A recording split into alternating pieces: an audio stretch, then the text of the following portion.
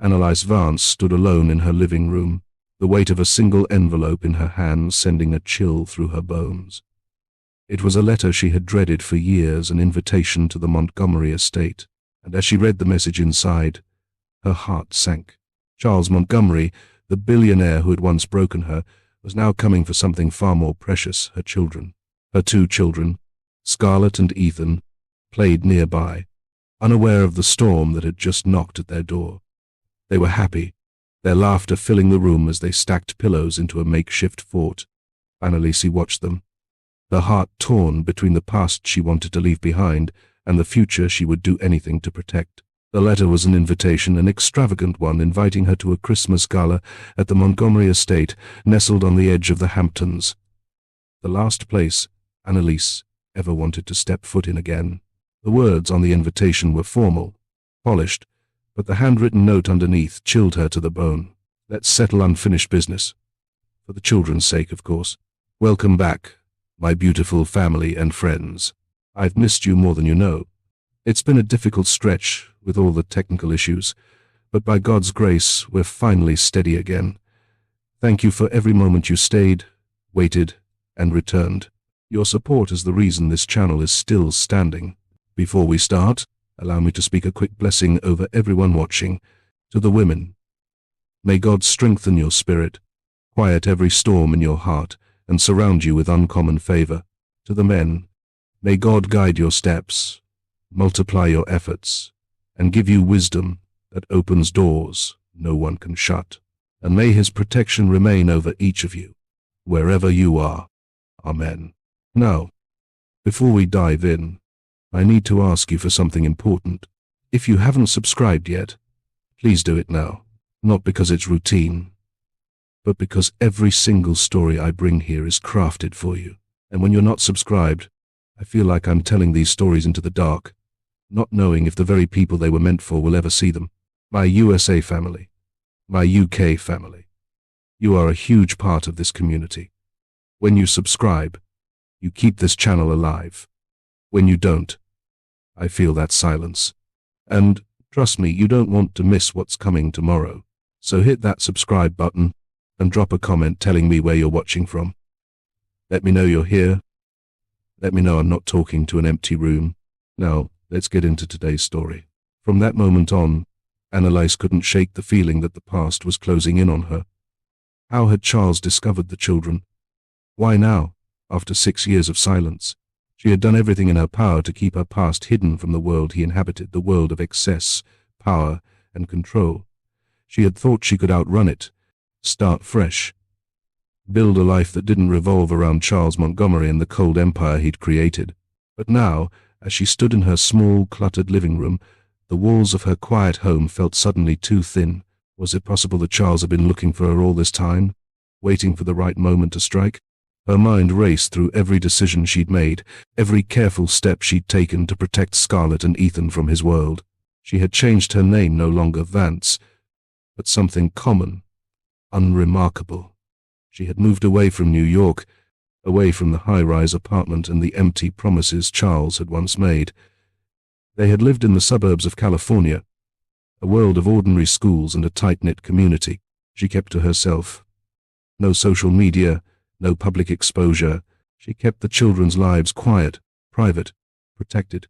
But despite all her careful planning, despite the life she'd built for them, there was no escaping the truth. If Charles wanted to find her, if he truly believed it was his right, he would find a way. The thought of him using his resources to dig into her life was suffocating. Her reverie was interrupted by the sharp buzz of her phone. Anelise froze. The screen lit up with an unknown number. A pang of dread tightened in her chest, and she hesitated for a moment before tapping to open the message. Her eyes scanned the short text, and a cold shiver ran through her. Asterisk, the invitation is just the beginning. We need to talk about the twins' future. Asterisk, the words hung in the air like a silent threat. The weight of the message slammed into her, harder than the invitation ever had. This wasn't a simple reunion. Charles wasn't trying to mend old wounds or discuss past mistakes. He had a plan and it was bigger than just him. Anelise gripped the phone tighter, her pulse quickening. He wasn't just reaching out to reconnect. He wasn't just curious about the children, he wanted them. She dropped the phone on the couch, staring at it as though it had burned her hands. For a moment, she let herself sink into the silence of the room, trying to steady her breath. Her mind raced again. What did Charles want from her now? Why hadn't he come sooner? What game was he playing? The choice felt impossible. To respond, to engage, or to shut everything out and run again. But deep down, she knew she couldn't hide forever. Not from him, and certainly not from the children. Scarlett and Ethan deserved more than fear. Anelise picked up the phone again, her fingers trembling as she stared at the screen. She had no answers. But she knew one thing for sure. Whatever Charles had planned, she wouldn't let him tear her family apart. Not this time. With one final, steadying breath, Anelise typed her response. Asterisk, I'll be there. But know this. Whatever you think you want, you won't get it. Asterisk. She hit send. And for the first time in 6 years, Anelise Vance felt the weight of her past settle heavily on her shoulders. The days leading up to the gala felt like an eternity. Each passing hour brought with it a fresh wave of uncertainty, but Anelise had made her decision. She would go. She wasn't going to let Charles dictate the terms of her life any longer. The thought of walking back into his world, his glittering, cold world, made her stomach churn, but she knew one thing for sure. Showing up with Scarlett and Ethan by her side would send a message. She wasn't the same woman who had fled from him all those years ago. She wasn't weak. She was a mother, and nothing in the world could tear her from her children. But the decision wasn't easy. The idea of facing Charles, of confronting the man who had once destroyed everything she believed in, terrified her. She didn't know what to expect. He had always been unpredictable, his gestures of charm hiding his true nature. But this time, she wouldn't be caught off guard. She had her children to protect, and she wasn't going to let him use them as pawns in his game. She couldn't keep the tension from her shoulders as she stood in the living room, staring at the clothes she'd laid out for the gala. The thought of stepping into a room full of strangers, all of them part of Charles's world, felt suffocating. But she had to do it. For Scarlett and Ethan. For herself. With a deep breath, Anelise turned to her twins, who were playing with their toys on the rug. "Hey, kids," she called, her voice soft but firm. "We need to talk." Scarlett looked up immediately, her bright eyes full of excitement. "About what, Mama?" Anelise knelt down beside them, taking a moment to steady herself. "Tomorrow, we're going to a party," she explained, her words careful. "It's at your father's house." Ethan's face lit up with curiosity. "Daddy?" he asked, his voice innocent. Anelise's heart twinged. Ethan didn't know the man he was asking about. Not really. He had no memory of the father who had abandoned them, and she hadn't let herself speak much about Charles to them for fear of confusing them. "That's right," Anelise said softly, her voice breaking slightly. "But I want you to know that we're going to meet him on our terms, not his." Scarlett nodded enthusiastically, unaware of the weight behind her mother's words. "I can't wait. Will we see his big house?" she asked, clearly more excited about the novelty of a grand mansion than the man who lived there. Anelise smiled, though it didn't quite reach her eyes. "We will, sweetheart," she said, brushing a strand of hair from Scarlett's forehead. "But remember, no matter where we are or who we're with, you and your brother are my priority. Always." As she spoke, memories of her wedding day crept into her mind. The grand ceremony in a high-end New York venue, the expensive flowers, the designer dresses.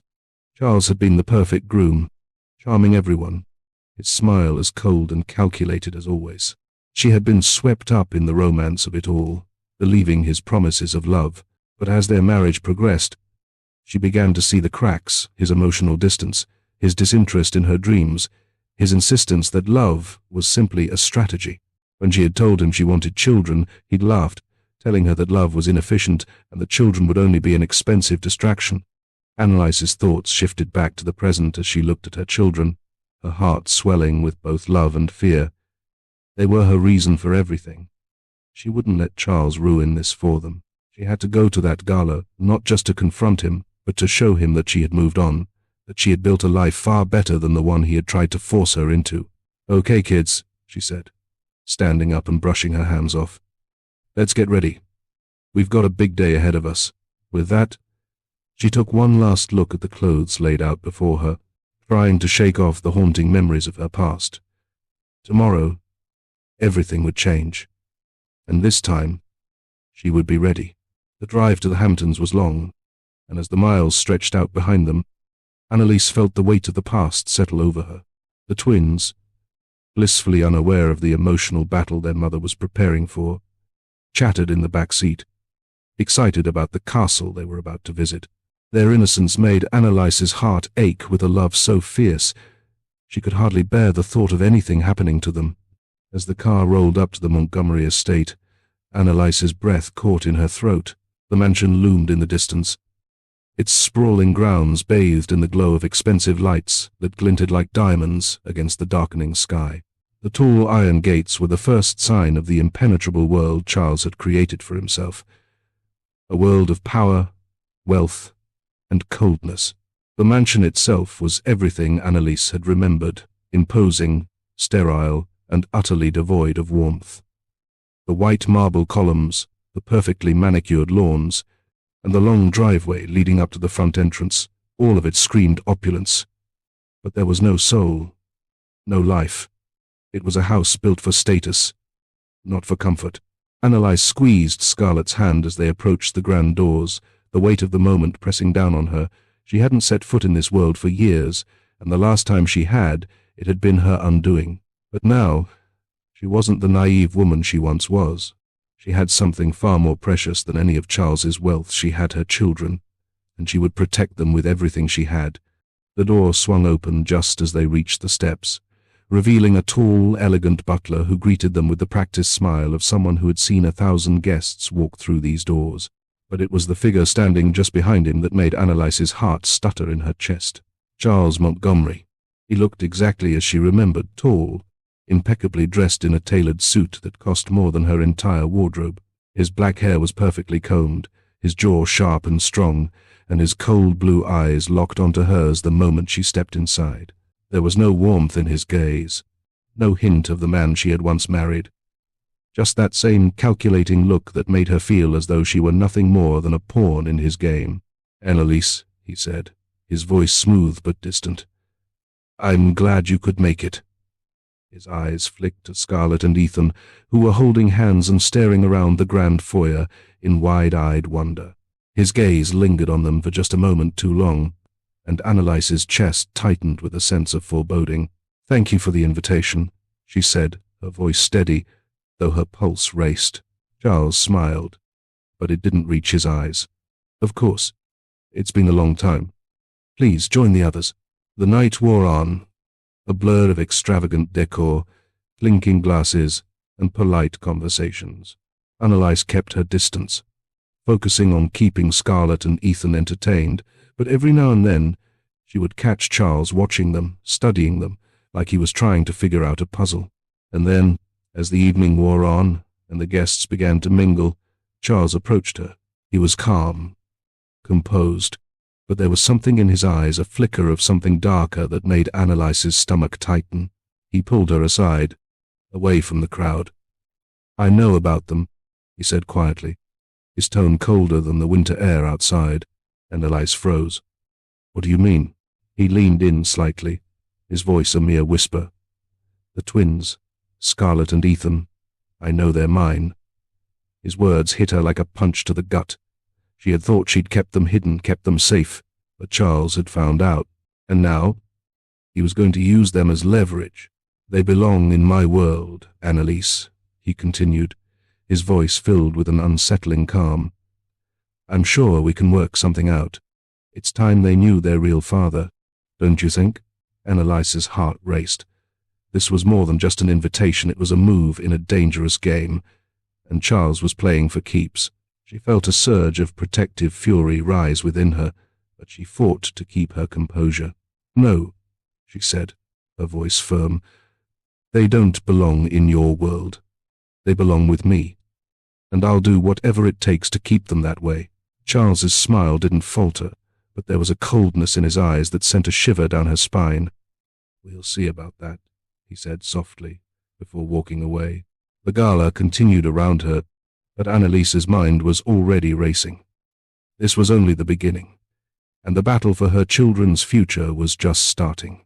The noise of the gala faded as Anelise followed Charles through the dimly lit hallways of the Montgomery estate. The music, laughter, and chatter grew quieter, replaced by the rhythmic sound of their footsteps echoing off the cold marble floors. Charles led her into a private study, his hand briefly brushing against her arm as he gestured toward an armchair. His movements were smooth, practiced, like everything else in his life, as though he had perfected the art of control long ago. Anelise hesitated for a moment before sitting, her heart pounding. She had known this moment would come, the inevitable confrontation, but she wasn't the same woman she had been when she first walked into his world. She had changed. She had learned how to survive without him. Charles closed the door softly behind them, his eyes never leaving hers. "I'm glad we could finally talk, Anelise," he said, his voice as polished and controlled as ever. "You've done well for yourself. A quiet life in California. It must be nice." His words were almost too sweet, like honey dripping from a snake's fangs. Anelise bristled but held her ground, unwilling to let him rattle her. "You've always been good at that, haven't you?" she replied evenly. "Making everything look perfect, even when it's not." Charles smiled, that charming, predatory grin she remembered so well. "I like to think of it as efficiency," he said, settling into the chair across from her. "Something I'm sure you understand."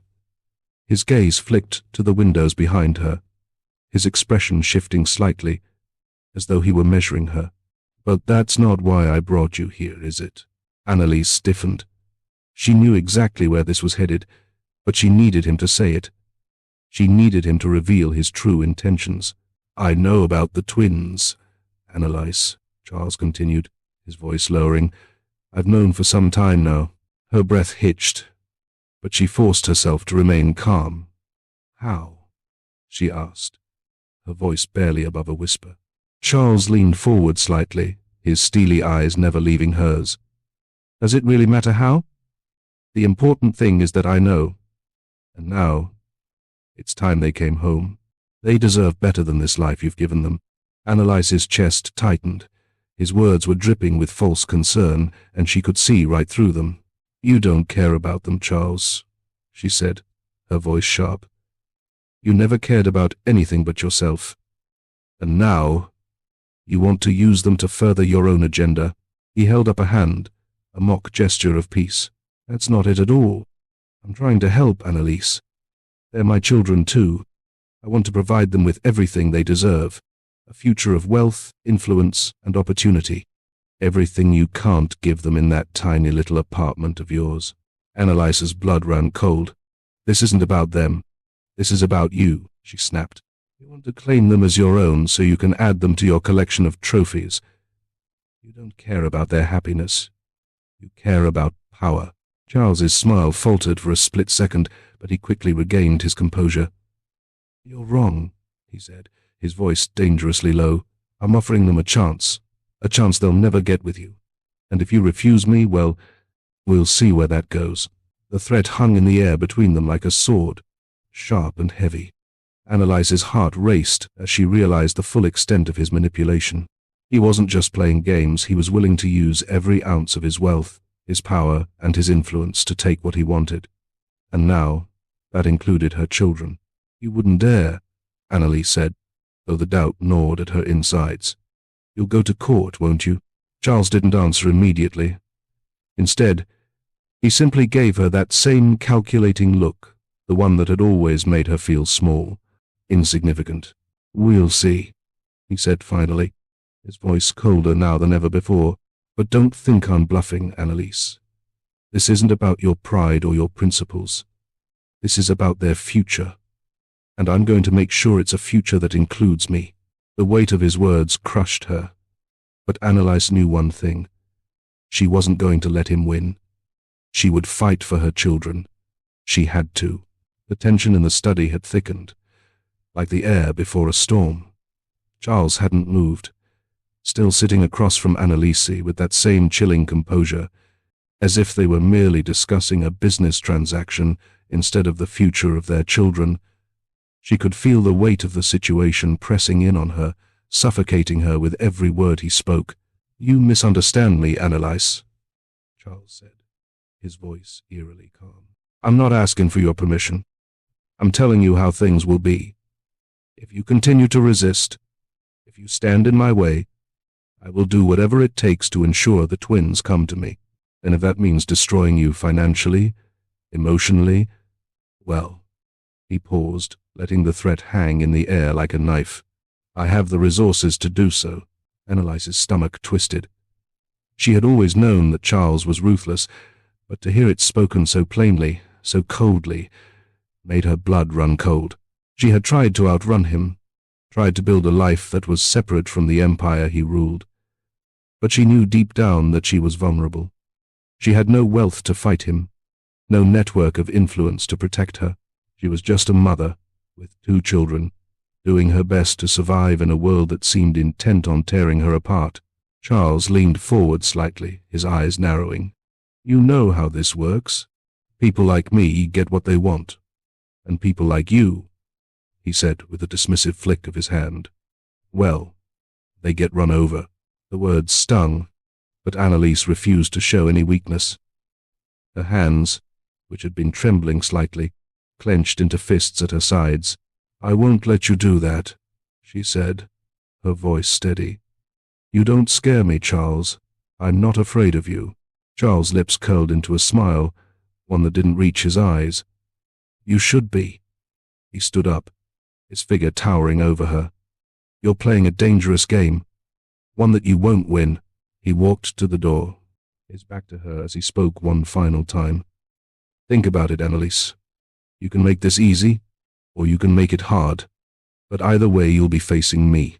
Anelise sat in silence as the door clicked shut behind him, her heart pounding in her chest. She wasn't sure how long she stayed there, staring at the empty space he had left behind. But when she finally reached for her phone, it buzzed with a new message. Her eyes scanned the screen, her pulse skipping a beat as she read the words. Asterisk, "I'm not your enemy anymore. I just want what's best for them." Asterisk. The message seemed to hang in the air before her, its meaning unclear. Was this an attempt at reconciliation? A last-ditch effort to manipulate her? She couldn't tell. Her mind spun, torn between the possibility that Charles had changed, perhaps even understood the cost of his previous actions, and the more likely reality that he was playing another game, one where his power, not love, was the currency. She felt a bitter laugh rise in her throat. "What's best for them?" she whispered aloud, her voice filled with a mix of disbelief and contempt. The man who had never shown an ounce of care for their lives now claimed to want what was best for them? It was impossible to trust. Anelise placed the phone down slowly, her resolve hardening like steel. She wasn't going to let him win. Not now. Not ever. She had made her decision. The battle for her children's future had just begun, and she would fight with everything she had, no matter what it took. The grandeur of the Montgomery estate felt suffocating now, its gilded walls closing in on Anelise as the evening continued around her. She had danced the dance of politeness, made small talk with guests, and smiled through gritted teeth. But the moment Charles had pulled her aside to lay down his threats, the facade had shattered. This was no longer just a gala, it was a battle, and Anelise knew she had to make a choice. She couldn't let this charade continue. Not for another moment. Her gaze drifted across the crowded ballroom, catching sight of Scarlett and Ethan laughing as they watched a magician perform. The innocence in their faces hit her hard.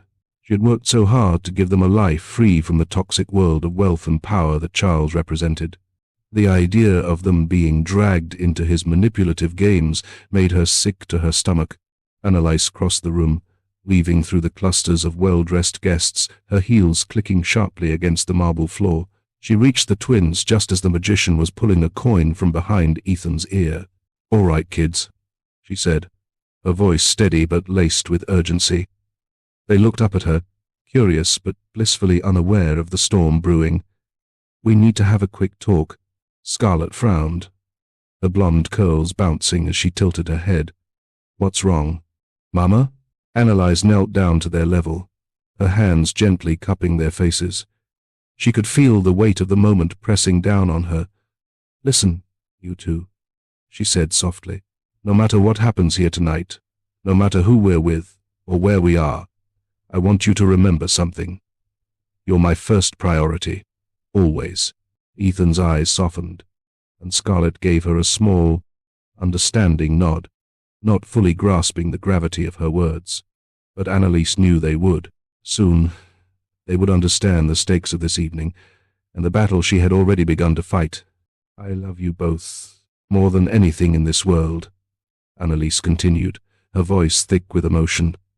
"And I will do whatever it takes to protect you, always." Her heart ached as she kissed each of them on the forehead, her protective instincts taking over.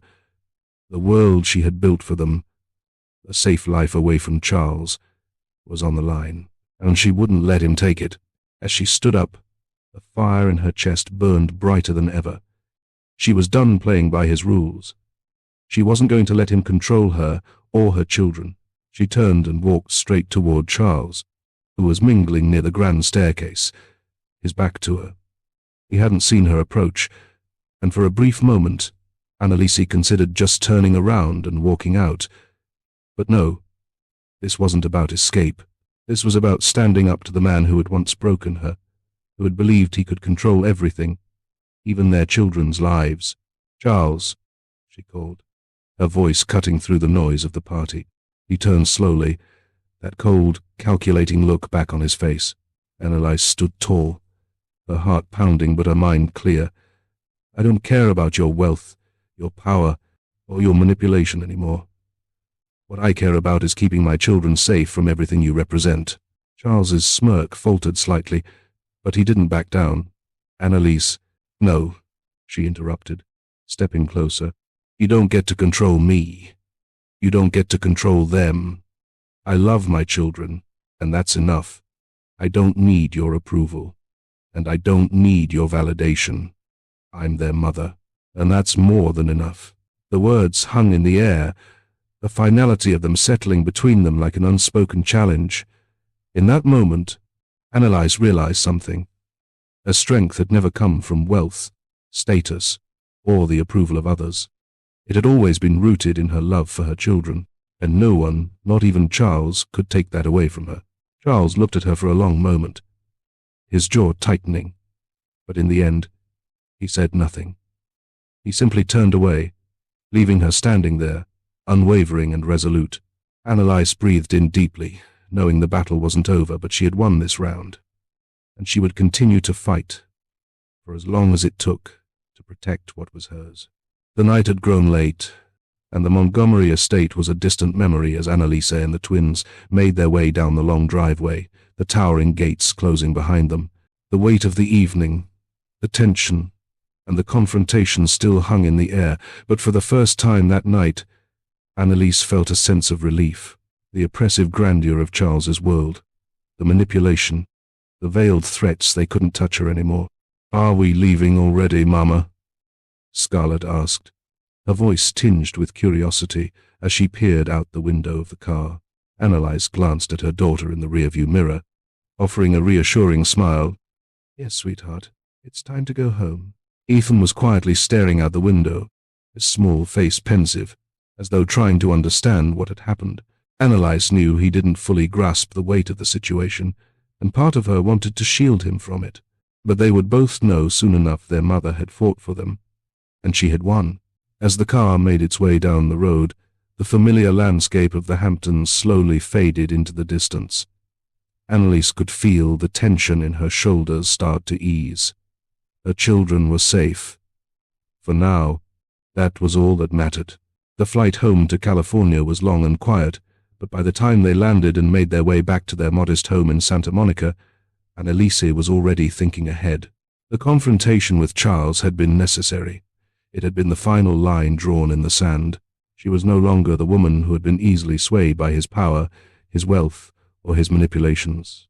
Anelise tucked the twins into bed that night, kissing them on their foreheads, and promised them that everything would be all right. She wasn't sure what the future held, but she knew one thing: she was going to build a future where they would never have to be part of his world. The next few days were spent taking stock of her life, reassessing her finances, making plans for the future, and reminding herself that her worth was not determined by the man who had tried to control her. She was starting fresh, again. But as the days passed, the phone calls and messages from Charles became less frequent. She knew it wasn't over, though. Charles was nothing if not persistent, and he would find another way to manipulate, to control, to assert his power. His ego would never allow him to simply walk away from something he believed was his. Anelise wasn't foolish enough to think this was the end. But for the first time in years, she felt free, truly free. Charles had tried to pull her back into his world, to pull her children into his game, but she had stood her ground. And though she knew the battle for her children's future wasn't over, Anelise was ready for whatever came next. She had a new purpose now: to protect her family, to rebuild her life, and to never let anyone, least of all Charles, take away the peace she had fought so hard to create. Charles had underestimated her once. He wouldn't make that mistake again. The holidays had come and gone, leaving Anelise with a quiet calm she hadn't felt in years. The house, once full of festive chaos, was now still peaceful, almost serene. Scarlett and Ethan were back to their routines, and though the echo of that night at the Montgomery estate still lingered in her thoughts, Anelise had begun to rebuild. Every day felt like a small victory. She was making plans for their future, taking small steps towards stability and security. She'd met with a financial advisor to reassess her savings, ensuring that her life, her children's life, was no longer dependent on the whims of a man who saw everything as a transaction. She wasn't just surviving anymore. She was thriving. But still, a quiet undercurrent of fear ran through her veins.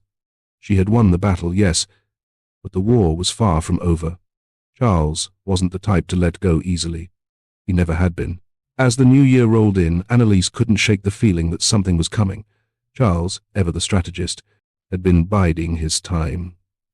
She had expected his silence after their confrontation. He had always preferred to play his games on his terms, when he was ready. And she knew he was far from done. It was early one morning when the letter arrived. The envelope, plain and formal, had none of the flourish or wealth that had marked Charles's invitations before, but the name printed across the front, Times Montgomery Law Group Times, sent a chill through her as she tore it open. Her hands trembled slightly as she unfolded the letter. The contents were brief but precise. Asterisk, Dear Miss Vance, asterisk, asterisk. We are writing to inform you that our client, Mr. Charles Montgomery, intends to pursue legal action in relation to the custody of your children, Scarlett and Ethan Montgomery. Please be advised that a formal petition for custody will be filed in the coming weeks.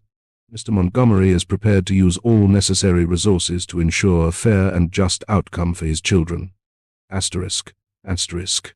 We urge you to contact our office at your earliest convenience to discuss the next steps. Asterisk. Anelise's heart hammered in her chest as she finished reading. It was what she had feared. The battle for her children's future had only just begun, and now it was turning into something far more dangerous. She sat there, holding the letter in her hands, the weight of it sinking in. Charles was using his lawyers, his resources, everything he had at his disposal. He wasn't going to give up without a fight, and neither would she. Her resolve hardened. She would not let him win. No matter what he threw at her, she wouldn't back down.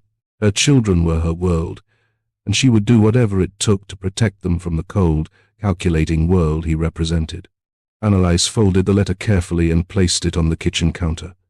She took a deep breath, steadying herself. This was just the beginning, and she would be ready for whatever came next. As the weight of the letter lingered in her mind, her phone buzzed with a new message. She glanced down, and her stomach turned. It was from Charles. Asterisk. I hope you understand that this is not personal. Anelise. I'm doing what's best for them. I always have. Asterisk.